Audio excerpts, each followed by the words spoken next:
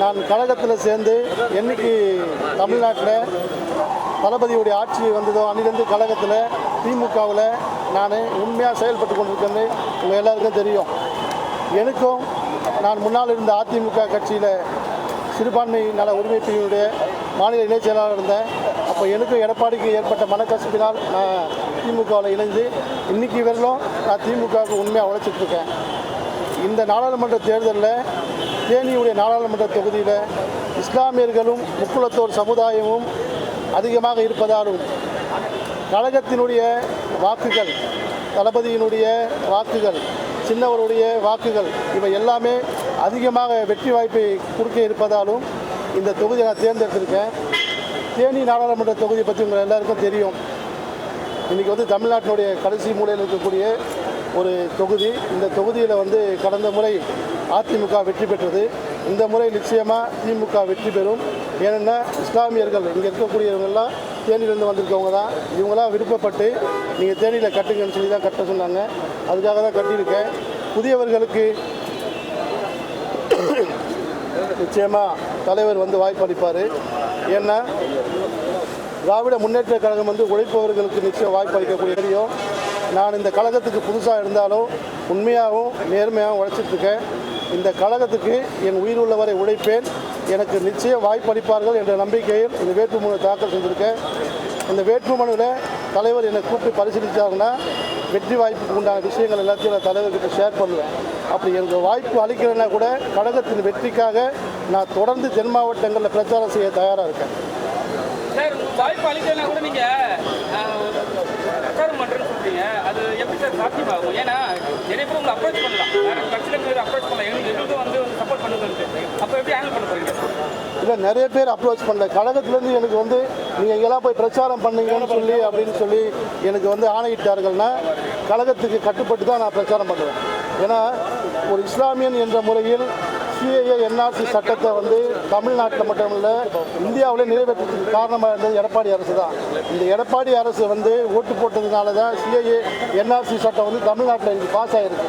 முஸ்லீம்கள் நாங்கள் எங்களுடைய வாழ்வாதார உரிமையை இழந்து இன்றைக்கி நடுத்தெருவில் நிற்கிறோம். ஆனால் இன்றைக்கி முதலமைச்சர் சட்டமன்றத்தில் தீர்மானம் போட்டார். இந்தியாவில் இருக்கக்கூடிய முதலமைச்சர்களில் சட்டமன்றத்தில் தீர்மானம் போட்டது என்ஆர்சி சிஐஏ எதிர்த்து தமிழக முதலமைச்சர் தளபதி தான். நாங்கள் உயிர் உள்ள வரை இந்தியாவில் இருக்கக்கூடிய முஸ்லீம்கள் யாருமே தளபதியை மறக்க மாட்டோம். உண்மையான முஸ்லீம்கள்லாம் தளபதியினுடைய ஆட்சியின் கீழ் தான் அவருக்கு வாக்களிப்பாங்க. சார், வேட்புமனு தேனி தொகுதிக்கு தாக்கல் பண்ணியிருக்கீங்க. இப்போ தேனி தொகுதியில் முக்குலத்தூர் சமுதாயம் ஓட்டு பேங்க் அதிகமாக இருக்குது. அதே சமயத்தில் ஓபிஎஸும் தேனி தொகுதியோட சட்டமன்ற உறுப்பினர் கோடி நாயக்கனோடு அவரும் முக்குலத்தூர் சமுதாயத்தை சேர்ந்தவர். அவரோட ஓட் பேங்க் அதிகமாக இருக்குது. எப்படி நீங்கள் ஈக்குவலைஸ் பண்ணுறீங்க? வாய்ப்புகள் என்ன? நான் ஐயா ஓபிஎஸோட பழகி இருக்கேன் நீண்ட காலமாக. அதிமுகவில் இருந்தபோது முக்குலத்தூர் வாக்கு வங்கிகள் எல்லாம் நிச்சயமாக திமுக பக்கம் தான் சேரும். ஏன்னா முதலாக பசும்பொன் முத்துராமலிங்க தேவருக்கு மதுரையில் சிலை வச்சது தலைவர் கலைஞர் அவர்கள் தான். தலைவர் கலைஞர் அவர்கள் தான் முக்குலத்தூர் சமுதாயத்தினுடைய தெய்வமாக விளங்கக்கூடிய பசும்பொன் முத்துராமலிங்க தேவருக்கு மதுரையில் சிலை வைக்க காரணமானவர் டாக்டர் கலைஞர் அவர்கள் தான். இன்றைக்கி ஓபிஎஸ் இருக்கார். அவருடைய ஓட்டு வங்கி எப்படி கேட்குறீங்க? ஓபிஎஸ் நிச்சயமாக அவர் தேர்தலில் போட்டியிடுறாரோ இல்லையோ அதிமுகன்ற கட்சி தோக்கிறதுக்கு நிச்சயமாக அவங்க வேலை செய்வாங்க. இது நிச்சயமாக எங்களுக்கு பலமாக சாதகமாக அமையும். இந்த எலெக்ஷனில் சினிமா சம்மந்தப்பட்ட நிறைய பேர் எலெக்ஷன் நிற்கிறாங்க, எலெக்ஷனில் போட்டி போட போது சொல்கிறாங்க. நீங்களும் சினிமா சம்மந்தப்பட்ட ஆள் தான், எப்படி நீங்கள் பார்க்குறீங்க? இல்லை, சினிமாவும் அரசியலும் வேறு வேறு கிடையாது. டாக்டர் கலைஞர் முதல் இன்னைக்கு இருக்கிற சின்னவர் வரை சினிமாவை சார்ந்தவர்கள் தான். சினிமாவும் அரசியலும் வேறு கிடையாது. சினிமாவும் அரசியலும் ஒன்று தான். ஏன்னா சினிமாவில் இருக்கவங்க வரும்போது எங்களுக்கு பேஸ் வேல்யூ இருக்கும், மீடியா வேல்யூ இருக்கும், சொல்லக்கூடிய விஷயங்கள் நிறைய போய் சேரும். அதனால் சினிமாவில் இருக்கவும் அரசியல் இருக்கவங்க ஒன்று தான். சினிமாவில் இருக்கவங்களுக்கு திமுகவில் நிச்சயமாக வாய்ப்பு அளிப்பாங்க. அந்த நம்பிக்கையில் தான் நானும் போட்டிருக்கேன்.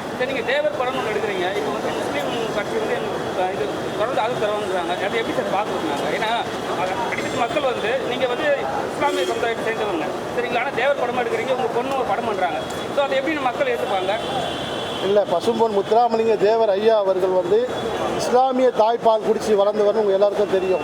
அவர் சிறு வயதிலேயே அவங்க அம்மா இறந்த உடனே இஸ்லாமிய ஆயிஷா பி என்ற இஸ்லாமிய தாய்ப்பால் குடித்து வளர்ந்ததால் தன் உடலில் விடக்கூடிய ரத்தம் இஸ்லாமிய ரத்தம், இஸ்லாமியர்கள் என் சகோதரர்கள்னு அன்றைக்கி சொன்னார். இன்றைக்கி வரல மாமன் மச்சானா மாப்பிள்ளையா சித்தப்பாவா சியானா சொல்லி உறவு முறையோடு கூப்பிட்டு வளர்ந்து கொண்டிருக்கிற சமுதாயம். இந்த சமுதாயம் இன்றைக்கி ஒற்றுமையோடு இருக்கிறதுக்கு காரணம் ஐயா பசும்பொன் முத்துராமலிங்க தேவர் தான். என் டாக்டரை பற்றி கேட்டீங்க, அவங்க வந்து வேலுநாச்சியார் படம் இப்போ ஸ்டார்ட் பண்ணியிருக்கோம். இந்த படம் ரிலீஸ் அப்போ அந்த படம் நாங்கள் அதுக்குண்டான அறிவிப்பை தொடர்ந்து கொடுப்போம். சார், அதிமுக நீங்கள் வெளியே வந்தது காரணம் சிறுபான்மையருக்கு முக்கியத்துவம் வரல. அவங்க சிறுபான்மையர் ஓட்டுக்காக தான் வந்து பிஜேபியை விட்டு வெளியே வந்திருக்காங்க. இப்போ வந்து எடப்பாடி பழனிசாமி அவர்களுக்கு வந்து அதிமுக சார்பில் வந்து சிறுபான்மையர் ஓட்டு விழுக மாட்டேங்குது. இந்த வருகின்ற ஏன்னா எஸ்டிபி எல்லாருமே வந்து மாநாட்டுக்கெல்லாம் போயிருக்காங்க. அதாவது பிஜேபி வந்து எங்களுடைய எதிரி.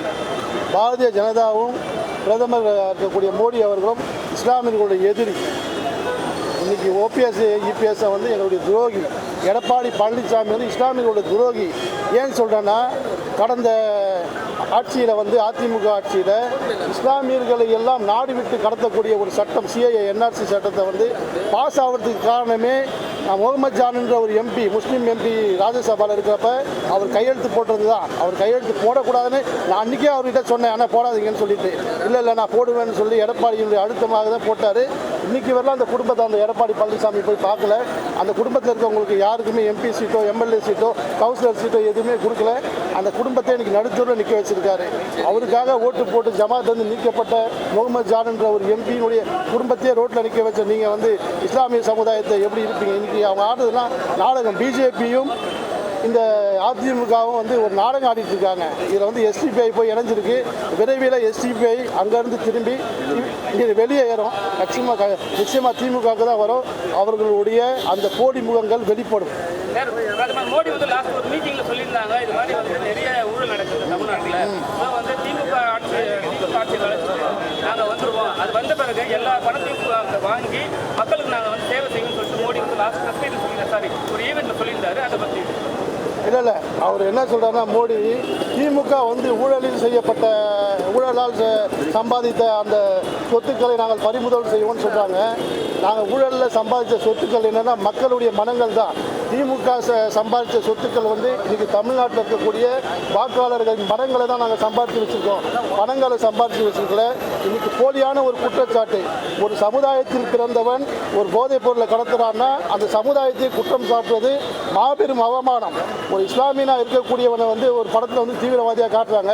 இஸ்லாமிய தீவிரவாதின்னு சொல்கிறாங்க. வேறு சமுதாயத்தை தீவிரவாதியே இல்லையா? இன்றைக்கி ஒரு போதைப் பொருள் கடத்த வந்து ஒரு இஸ்லாமியர் இருந்தால் அந்த இஸ்லாமியர்களாம் நீங்கள் எப்படி டோட்டல் இஸ்லாமியர்களும் நீங்கள் எப்படி வந்து சந்தேக கண்ணோட பார்க்கலாம்? எவன் தவறு செய்தாலும் அவன் தண்டிக்கப்பட வேண்டும். வாழும் நாட்டிற்கு உண்மையாகவும் நிச்சய சத்தியமாகவும் வாழ வேண்டும் என்று தான் திருக்குறான் சொல்லுது. நாங்களாம் இஸ்லாமியர்கள் தான். இந்த நாட்டில் தான் பிறந்தோம், இந்த நாட்டில் தான் வாழ்ந்தோம், இந்த நாட்டில் தான் சாக போகிறோம், இங்கே தான் எங்களை புதைக்க போகிறாங்க. வாழும் நாட்டிற்கு உண்மையாகவும் விசுவாசமும் இருப்பது தான் இஸ்லாமியர்கள். இந்த கட்சி இஸ்லாமியர்களுக்கு உண்டான கட்சி. இந்த மண் எங்களுடைய மண். தலைவர்களுடைய வழியில் நாங்கள் மாபெரும் வெற்றியை அவருடைய காலடியில் சமர்ப்பிப்போம் என்பதை இது மூலம் தெரிவித்துள்ளோம்.